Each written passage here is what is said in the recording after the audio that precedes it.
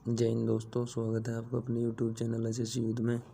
तो भाई कैसे हैं आज आप सब। आज हम देखेंगे अपना फेज़ 12 का 2024 का मॉक टेस्ट, जिसमें हमने लगाया है अपना 10+2 लेवल का मॉक और हम इसका कंप्लीट एनालिसिस करने वाले हैं। ये भाई मैंने सेक्शनल वाइज मॉक दिए हुए हैं, जिसमें मेरा अच्छा स्कोर रहा है, आप देख सकते हैं। तो भाई अपने स्कोर को बेटर करने के लिए मैं आपको सलाह दूंगा कि आप ज़्यादा से ज़्यादा सेक्शनल मॉक लगाएं, क्योंकि इससे आपकी स्पीड के साथ साथ आपकी एक्यूरेसी भी इम्प्रूव होती है। तो सेक्शनल मॉक बहुत ज़रूरी है भाई। जो हमने टेस्ट लगाया था अपना बोनस लेवल फुल टेस्ट 1, आज हम उसका कंप्लीट एनालिसिस करने वाले हैं। तो भाई ये लोड हो रहा है।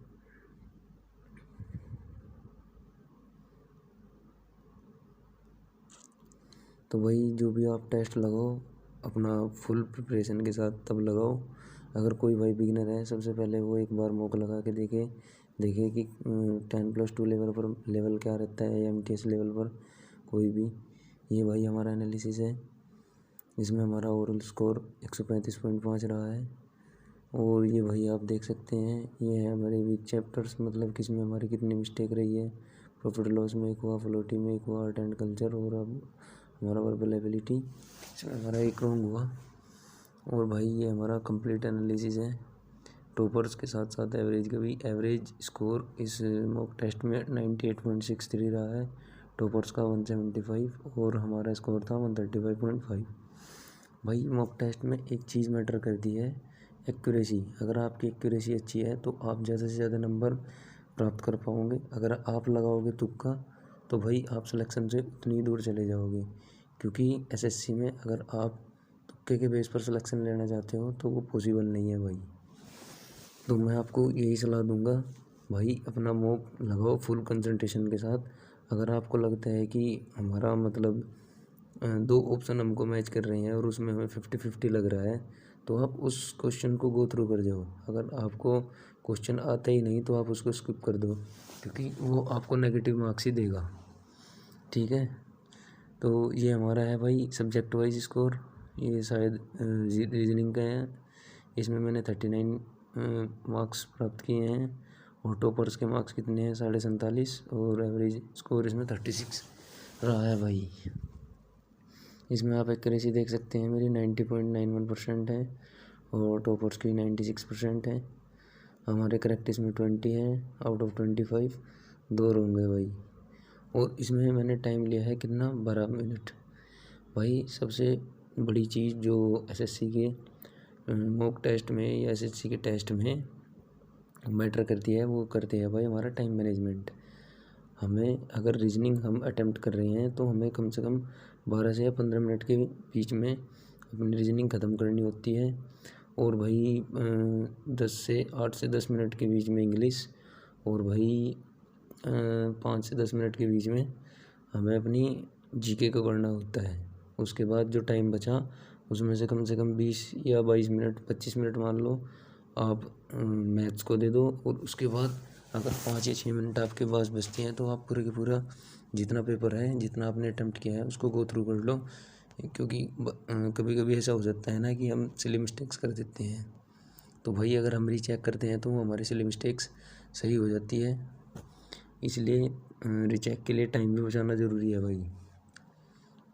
तो प्रत्येक सब्जेक्ट के लिए भाई एक टाइम क्राइटेरिया फिक्स करें, जिससे कि हमारा स्कोर बेटर हो और साथ साथ हमारी एक्यूरेसी भी मेंटेन रहे। ये हमारा शायद भाई मैथ्स का है, नहीं ये जनरल अवेयरनेस का है। 31.5 टॉपर्स का स्कोर इसमें 30 है। और ये भाई हमारा मैथ्स का है। मैथ्स में इसमें थोड़ा मुझे क्वेश्चन टफ लगे थे और मेरी इतनी खास तैयारी भी नहीं थी। इसमें मेरा स्कोर कम ही रहा है भाई। एवरेज स्कोर इसमें 21 है और टॉपर्स के तो 50 हैं ही भाई। इसमें मैंने 27 मिनट लिया है टाइम। दूसरा सेक्शन देखते हैं भाई हमारा इंग्लिश लैंग्वेज का। इसमें 35 मार्क्स आए हैं मेरे आउट ऑफ 50 और टॉपर्स के मार्क्स रहे हैं 47.5 और एवरेज स्कोर तो 24.5 है ही भाई। इसमें मैंने टाइम लिया है 11 मिनट। भाई ये टाइम और भी कम करना है। इंग्लिश को कम से कम 8 या 9 मिनट में हमें कैसे ना कैसे करके ख़त्म करनी है, क्योंकि भाई फिर टाइम कम पड़ता है। उधर मैथ्स में कैलकुलेशन और साथ ही रीजनिंग भी, दोनों सब्जेक्ट कैलकुलेटिव हैं। इन दोनों सब्जेक्ट को मद्देनज़र रखते हुए भाई हमें अपने टाइम को क्या करना है, मैनेज करना है। कम से कम समय में जो, जैसे कि आपका जीके हो गया, जीके क्या है, हमें क्वेश्चन पढ़ना है और आंसर लगाना है, ठीक है। इसमें कोई किसी प्रकार की कैलकुलेशन नहीं, अगर आता है तो टिक कर दो वरना स्किप कर दो, ठीक। ऐसे ही भाई हमारा इंग्लिश होगा, इंग्लिश में भी हमें किसी प्रकार की कोई कैलकुलेशन वगैरह नहीं करनी, उसमें भी हमें अपना क्वेश्चन पढ़ना है और उसका आंसर क्या करना है, मार्क करना है। तो भाई ये दोनों सब्जेक्ट ऐसे हैं जिसमें हम अपना अच्छे से अच्छा स्कोर प्राप्त कर सकते हैं और अपनी परफॉर्मेंस अच्छी से अच्छी दिखा सकते हैं, और साथ ही साथ हम अपना टाइम भी मैनेज कर सकते हैं। और बात रही हमारी रीजनिंग और मैथ्स की, उसमें क्योंकि भाई दोनों पोर्शन कैलकुलेटिव है, उसमें थोड़ा टाइम तो चाहिए ही। भाई मैं सभी भाई को सलाह देना चाहूँगा कि अपना जब भी मॉक लगाएं फुल प्रिपरेशन के साथ लगाएं, जिससे कि आपका मोरल डाउन ना हो। अगर आप अच्छे से प्रिपरेशन नहीं करेंगे या अच्छे से प्रिपेयर नहीं करेंगे और आप मॉक लगाने जाओगे, उसमें आपका स्कोर कम आ गया तो आपका मोरल ऑटोमेटिकली डाउन हो जाएगा, ठीक है भाई। तो मॉक भाई जब भी लगाएं अपना फुल प्रिपरेशन के साथ लगाएं, जिससे कि आप अच्छे मार्क्स गेन कर सकें और आपका मोरल हमेशा अप रहे। तो भाई मॉक लगाने की सबसे अच्छी स्ट्रेटजी तो यही है कि आप अब जब भी मॉक लगाओ उससे 2-4 दिन पहले अच्छे से सभी सब्जेक्ट को तैयार करो, जितना आपने पढ़ा उसको रिवाइज आउट करो, और हफ्ते में कम से कम 2 या 3 मॉक ज़रूर लगाएं। भाई हफ्ते में 2 या 3 मॉक लगाने ज़रूरी हैं, जिससे कि हमारी जो पोटेंशियल है उसका हमें पता चल जाएगा, हमारे अंदर कितनी एरर्स हैं या हम कितनी एरर्स करते हैं सब्जेक्ट्स में, हमारा सब्जेक्ट कितना वीक है कितना स्ट्रॉन्ग है उसका हमें पता चलेगा, ठीक है भाई। तो पर वीक कम से कम 2 या 3 मॉक ज़रूर लगाए, 3 ना लगा पाए कम से कम 2 मॉक तो ज़रूर लगाएं, ठीक है भाई। और टाइम टू टाइम अपना सभी सब्जेक्ट को रिवाइज करते रहें, ठीक है भाई। ये हम रीजनिंग का सेक्शन देख रहे हैं, इसमें हमारा भाई एनालॉगी से था, सिमिलर सेट से था, ये हमारा कैलेंडर का था, ये हमारा सिलॉग्स का क्वेश्चन था, और भाई ये हमारा कैलेंडर का था। कैलेंडर के 1 या 2 क्वेश्चन आए, और भाई ये भी हमारा सिलॉग्स का था। सिलॉग्स के ज़्यादा क्वेश्चन थे, और भाई ये जो हमारी अल्फ़ाबेट सीरीज़ है इसके भी ज़्यादा क्वेश्चन थे। ये एक थोड़ा अलग पैटर्न सा था कोडेड रिलेशन का, और ये हमारा ब्लड रिलेशन का क्वेश्चन था ही। भाई ये ओड वन आउट का क्वेश्चन, ये तो एसएससी का पैटर्न पहले से ही चलता आ रहा है, मतलब पैटर्न में कोई भी चेंज नहीं हुआ है। एक ही वो बना रखा था कि वेंडर चेंज हो गया तो पैटर्न चेंज हो जाएगा, कैसे सवाल आएंगे। कोई किसी प्रकार का क्वेश्चन नहीं चेंज होने का भाई, जो लेवल पहले से था वही लेवल रहेगा। आप अपने प्रिपरेशन को अच्छे से रखिए, प्रीवियस ईयर ही लगाएं, किसी प्रकार के किसी चैनल के या किसी मास्टर के चक्कर में ना पड़े। जो भाई पहले से लेवल चलता आ रहा है, जिस प्रकार के क्वेश्चन बनने हैं, क्वेश्चन ऐसे ही बनेंगे। बस 1-2 क्वेश्चन या 4-5 क्वेश्चन थोड़े अलग आ सकते हैं, लेकिन वो आउट ऑफ सिलेबस तो नहीं आएंगे ना भाई, आएंगे तो सिलेबस से ही, जो हम पढ़ रहे हैं आएगा उससे ही। तो भाई अपने सिलेबस के अकॉर्डिंग अपना तैयारी करते रहें और अपना भाई 100% दें। इस बार भाई 2024 में मैक्सिमम सिलेक्शन लेने हैं भाई, और सिलेक्शन पोस्ट 12 में तो सिलेक्शन लेना बहुत आसान है भाई, क्योंकि इसकी मेरिट भी कुछ इतनी खास नहीं जाती। जो बंदा 100+ स्कोर कर लेगा उसको एक नौकरी तो पॉसिबली मतलब मैक्सिमम मिल ही जाएगी भाई, क्योंकि इसमें मेरिट इतनी खास नहीं जाती। मेरिट ज़्यादा से ज़्यादा 90, 80, 86, मैंने प्रीवियस ईयर मेरिट चेक की है, बहुत कम मेरिट जाती है भाई। 120 के क्रॉस भी बहुत मुश्किल से ही जाती है, क्योंकि इसमें इतने बच्चे नहीं बैठते। सबसे बड़ा इसका एक फंडा है फॉर्म्स भरने का, क्योंकि भाई इसमें फॉर्म्स अगर हम भरते हैं तो हर रीजन वाइज और पोस्ट कोड के अकॉर्डिंग हमें इतने फार्म भरने पड़ते हैं जिन जिन जिन पोस्ट के लिए हम एलिजिबल हैं। तो कुछ बंदे तो भाई इसको भरते नहीं फॉर्म को, और जो भरते हैं कुछ देने भी नहीं जाते। तो इसलिए भाई इसमें क्या होता है, कंपटीशन इतना हाई नहीं होता, जिसकी वजह से इसमें मेरिट भी क्या लगती हैं, कम लगती हैं, और कुछ को इसके बारे में पता ही नहीं।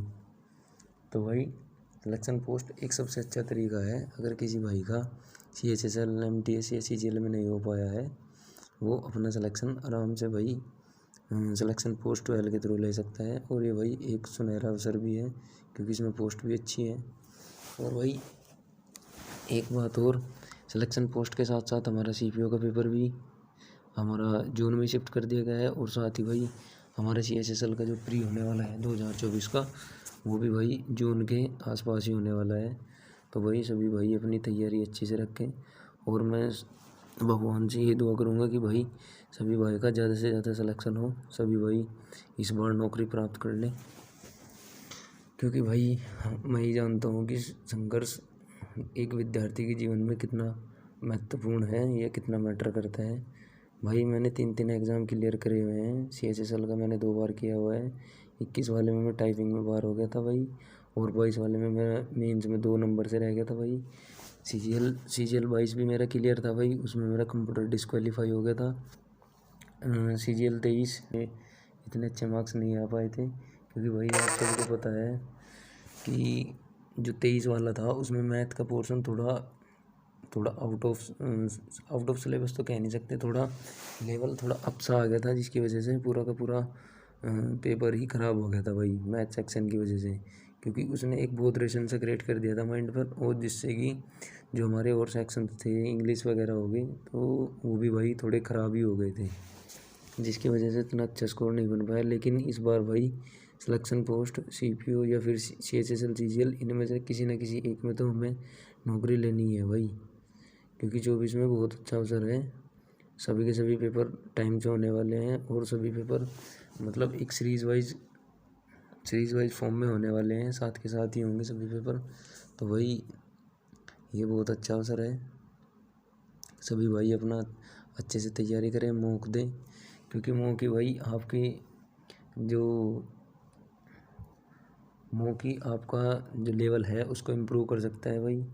क्योंकि मॉक के बिना तो पॉसिबल नहीं है भाई एग्ज़ाम में डायरेक्ट बैठना। अगर आप किसी चीज़ की तैयारी नहीं करोगे तो आपको उस चीज़ का कैसे पता चलेगा कि जो सामने वाला बंदा है आपसे क्या सवाल पूछने वाला है, किस लेवल का सवाल पूछने वाला है, किस प्रकार का सवाल पूछने वाला है, कहाँ से सवाल आएगा, किस पैटर्न पर बेस्ड सवाल आएगा। तो वो सारा हमें एक्सपीरियंस कहाँ से पता चलता है भाई, वो हमें मॉक टेस्ट से ही हम सारा का सारा एक्सपीरियंस गेन करते हैं भाई। तो मॉक टेस्ट बहुत ज़रूरी है, और टेक्स्ट बुक के मॉक जो है वो ऑथेंटिक मॉक है। टेक्स्ट बुक के मॉक बहुत ही ऑथेंटिक मॉक है। क्यों ऑथेंटिक है? क्योंकि भाई ये आउट ऑफ सिलेबस नहीं जाते, और ये अपना सिलेबस के अकॉर्डिंग ही मॉक बनाते हैं। ये जो हमारा एग्ज़ाम का लेवल रहता है उसको कंसिडर करके ही अपने मॉक तैयार करते हैं। तो भाई मुझे तो मॉक टेस्ट बहुत अच्छे लगते हैं टेक्स्ट बुक के, और ये अपना लेवल भी मेंटेन रखते हैं। आप इसमें देख भी सकते हैं भाई, इसमें परसेंटेज का क्वेश्चन आया है, परसेंटेज का क्वेश्चन था। और भाई ये था हमारा simple SIC hyper base question था मैथ्स का। और भाई ये फ्रैक्शन बेस क्वेश्चन था। क्वेश्चन इतने हार्ड नहीं थे, बस थोड़ा लैंग्वेज हल्की सी टिपिकल थी, जिसकी वजह से मतलब अच्छे से मैं नहीं परफॉर्म कर पाया इस टेस्ट में भाई। लेकिन अगली बार मैं अपनी अच्छी तैयारी के साथ अच्छे से अच्छा परफॉर्म करूँगा, जिससे कि मेरे अच्छे मार्क्स आए। ये हमारा परसेंटेज वाला भी क्वेश्चन था जो पीछे गया, ये हमारा फ्रैक्शन बेस था। और ये हमारा 2D से था क्वाड्रिलेटरल बेस। इसमें भाई एक एक्सटीरियर इंटीरियर एंगल पर बेस क्वेश्चन था। ये हमारा DI का क्वेश्चन था। और ये हमारा जो लास्ट क्वेश्चन था भाई, ये प्रॉफिट लॉस का क्वेश्चन था भाई। हमारा दूसरा सेक्शन आ गया भाई, ये हमारी इंग्लिश थी। इसमें एक क्वेश्चन एंटोनिम्स, एक मिसस्पेल्ड, ये सिनोनिम्स का एक क्वेश्चन था भाई। और ये इडियम फ्रेज एक क्वेश्चन।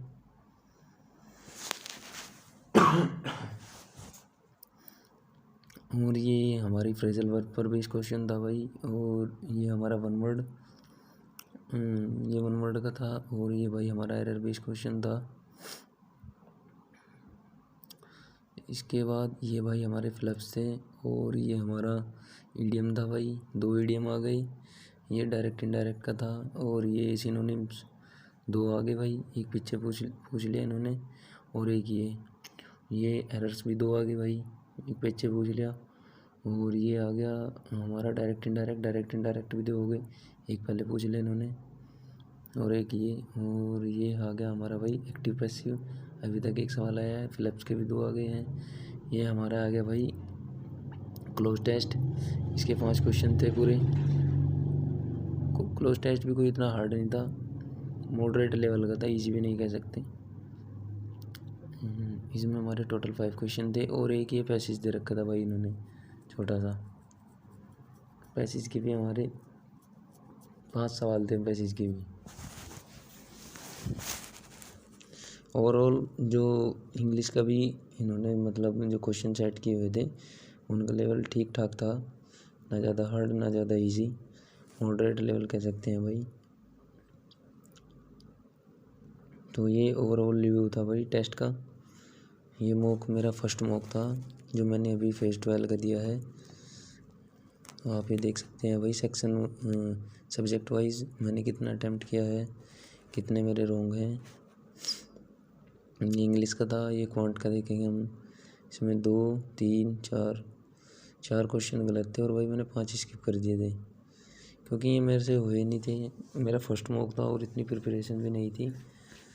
तो भाई जब मैं नेक्स्ट मॉक दूंगा उसमें 140 प्लस आपको स्कोर दिखाऊंगा 50 के अराउंड, तब मैं वीडियो बना के डालूंगा भाई मॉक की। ये हमारा जनरल इंटेलिजेंस का था, इसमें 2 रॉन्ग थे मेरे और 3 मैंने स्किप कर दिए थे। तो भाई ओवरऑल जो मेरा मॉक का एक्सपीरियंस रहा है वो मतलब मॉडरेट रहा है, अच्छा है, मतलब ज़्यादा इतना अच्छा भी नहीं है जो मुझे सेटिस्फाई कर सके। 150 के अराउंड तो मिनिमम मार्क्स चाहिए क्योंकि भाई कंपटीशन का लेवल भी आज बहुत हाई हो गया है, इसलिए भाई हमें 150 के अराउंड तो फाइट करनी ही पड़ेगी। क्योंकि भाई हर कोई आजकल जो है इसमें कंपटीशन के फील्ड में उतर रहा है भाई सबको, क्योंकि बेरोज़गारी भी बहुत बढ़ गई है, इसलिए भाई हर कोई कंपटीशन में फाइट कर रहा है, जिसकी वजह से मेरिट भी आप देख सकते हैं बहुत हाई लगने लगी है। 75 85 पर 85% पर सिलेक्शन हो रहा है। तो इसका कारण है कि भाई ज़्यादा से ज़्यादा कंपटीशन में बच्चे क्या हो रहे हैं, इन्वॉल्व हो रहे हैं। तो भाई आप अपना तैयारी को जारी रखें, अपनी तैयारी बिल्कुल अच्छे से करें जिससे कि आपका अच्छे से अच्छा आप स्कोर गेन कर सकें भाई एग्ज़ामिनेशन सेंटर में। और भाई आपका मोरल डाउन ना हो, आप अच्छे से अपना मॉक दें, मॉक ही आपको परफेक्ट बनाएंगे जिससे कि आप एग्ज़ामिनेशन सेंटर में अच्छे से अच्छा परफॉर्म कर सकें और आपके मार्क्स भी अच्छे आएँ। अगर आपके मार्क्स अच्छे आएंगे तो भाई आपकी रैंक भी अच्छी आएगी। तो भाई मैं सभी भाई से कहना चाहूँगा कि आप जो मॉक दें वो अच्छे से दें भाई। सब्जेक्ट सेक्शनल वाइज जो सेक्शनल मॉक होते हैं भाई वो ज़रूर दें, क्योंकि सेक्शनल मॉक से आपकी स्पीड भी बढ़ेगी, स्पीड के साथ साथ आपका मोरल भी इंक्रीज़ होगा और भाई आपकी एक्यूरेसी तो इंक्रीज़ होएगी। सेक्शनल मॉक जो है भाई हमारे सब्जेक्ट वाइज इम्प्रूवमेंट में बहुत बड़ा रोल प्ले करते हैं, क्योंकि भाई सेक्शनल मॉक एक तो टाइम लिमिट में होते हैं और टाइम लिमिट के अंदर हमें 25 क्वेश्चंस सॉल्व करने होते हैं। इससे हमारी स्पीड के साथ साथ भाई एक्यूरेसी भी बढ़ती है और हमारा स्कोर भी इम्प्रूव होता है। क्योंकि सेक्शनल देने के बाद जब हम फुल टेस्ट मॉक लगाते हैं तो उसमें भाई हमारा स्कोर डेफिनेटली हमें इंक्रीज़ मतलब इंक्रीज़ होता ही है, ये मैंने देखा भी है और आप भी इसको ट्राई कर सकते हैं। भाई सेक्शनल तो देना बहुत ज़रूरी है, क्योंकि बिना सेक्शनल के आपकी एक्यूरेसी और स्पीड नहीं बन पाएगी। ये भाई हमारा टेस्ट था, फर्स्ट टेस्ट था भाई। आप भी अपना स्कोर मेरे को शेयर करना भाई, स्कोर क्या रहा भाई। आप जो भी मॉक लगाएंगे उसका स्कोर मेरे को बताना। ये ओवरऑल रिव्यू देख सकते हैं भाई आप। जनरल इंटेलिजेंस में मेरे 25 में से 20 करेक्ट हैं, जनरल अवेयरनेस में भाई 25 में से 17, क्वांटिटी एप्टीट्यूड में भाई 16 और इंग्लिश में 19। और स्कोर भाई मेरा 135.5 बन गया था, जो कि एक मतलब अच्छा स्कोर है, ठीक है, एवरेज से वो है भाई। तो भाई सभी भाई अपना अच्छे से तैयारी करें, अपना 100% दें और मॉक ज़्यादा से ज़्यादा लगाएं, जिससे कि भाई आपको पता चल सके कि एग्जामिनर किस लेवल तक के क्वेश्चन बना सकते हैं, कैसा क्वेश्चन पूछ सकते हैं, किस टॉपिक से ज़्यादा क्वेश्चन आ सकते हैं। तो ये था भाई आज का हमारा मॉक। आपको हमारा वीडियो का एनालिसिस कैसे लगा, मॉक टेस्ट का एनालिसिस कैसे लगा, आप कमेंट करके वीडियो के नीचे बताएं। ओके, जय हिंद, धन्यवाद भाई।